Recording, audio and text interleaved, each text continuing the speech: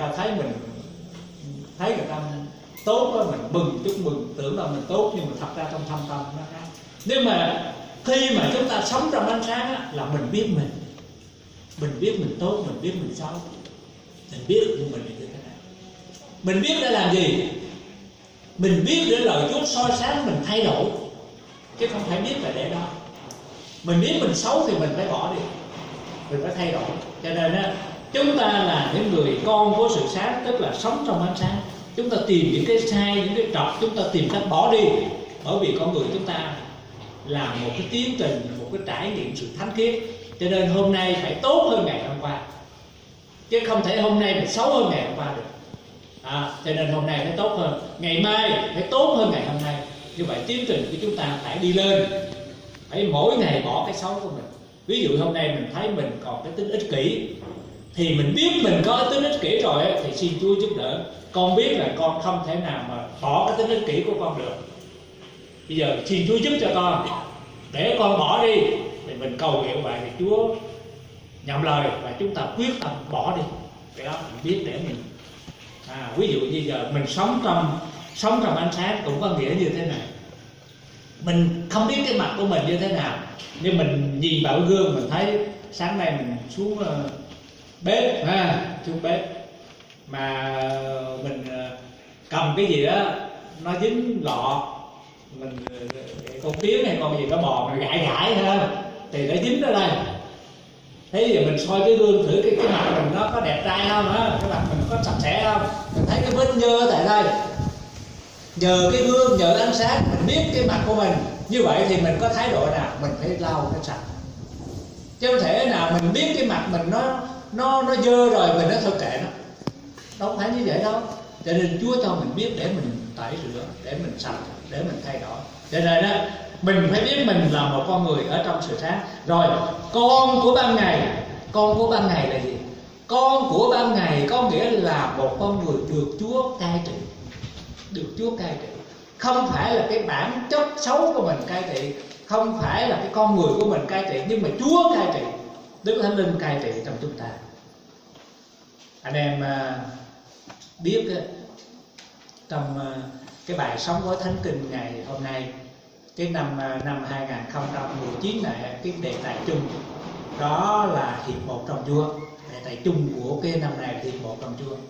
Sống Gói Thánh Kinh đó, hay là Kinh Thánh hàng ngày đó, chúng ta học cái bài đó, mua về rồi mình đọc hàng ngày. Thì cái đề tài trong nay là hiệp một trong Chúa. Và cái tháng này trong cái tháng này có một cái bài gọi là Đức Chúa Trời Ba Ngôi.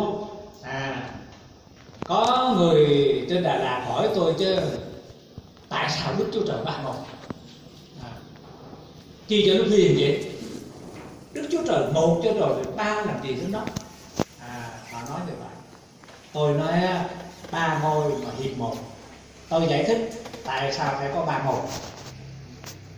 Giống như là một cái tam giác đều. Anh em học hình học thì biết là tam giác đều. Nó có ba cạnh, ba góc bằng nhau, nhưng mà nó có một tam giác thôi. Chứ nếu mà nó không có ba cạnh ba góc thì làm sao nó thành một cái tam giác đều được? Thấy chưa? Cho nên đó, đối với chúng ta, Đức Chúa Trời, Đức Chúa Giêsu và Đức Thánh Linh là ba ngôi nhưng mà hiệp một. Đức Chúa Trời là thể hiện cái gì? Đức Chúa Trời là đấng siêu việt. Siêu việt là gì? Đó là một đấng nó vượt trên cái tư tưởng của chúng ta. Nó vượt trên cái tư tưởng của chúng ta. Đó là Đức Chúa Trời toàn năng. Toàn năng có nghĩa là Ngài làm được mọi sự. Đức Chúa Trời toàn tri, Ngài biết hết mọi sự. Đức Chúa Trời toàn tại, Ngài ở khắp mọi nơi. Đức Chúa Trời vô thời biến cải, mà Ngài không bao giờ thay đổi, dù thế giới này nó có thay đổi. Như vậy thì toàn tại, toàn tri, toàn năng, vô thời biến cải cũng có nghĩa là khác với con người. Con người không có toàn tri, con người biết cái điều này nhưng mà không biết cái điều khác. Con người không phải là toàn tại, bởi vì mình ở chỗ này thì mình không ở chỗ khác. Đức Chúa Trời, con người mình không phải là toàn năng làm được cái điều này nhưng mà không làm được điều khác. Nhưng mà Đức Chúa Trời là đấng toàn tri, toàn tại, toàn năng, là Đức Chúa Trời vươn lên chúng ta. Đức Chúa Trời là sâu nhiệm, huyền nhiệm chúng ta không có thể hiểu được. Như vậy Đức Chúa Cha là như vậy. Ngài có chương trình cho chúng ta. Ngài biết trước chúng ta sinh ra như thế nào, cuộc đời chúng ta như thế nào. Ngài biết trước hết và Ngài đã sắp đặt hết chúng ta. Ngài có chương trình. Cái chương trình cứu rỗi nhân loại Chúa cũng đặt ra, bởi vì Ngài là vượt hết được chúng ta. Chúng ta chỉ thấy trong hiện tại thôi, nhưng mà Đức Chúa Trời thấy trong quá khứ, trong hiện tại và trong tương lai. Trước mặt Đức Chúa Trời chỉ là hiện tại, không có cái gì này mờ ám trước mặt Chúa cả. Cho nên đó, Đức Chúa Trời là siêu việt, vượt quá sự hiểu biết của chúng ta. Nhưng mà Đức Chúa Trời cũng là Chúa Giêsu Christ, là đấng dấn thân.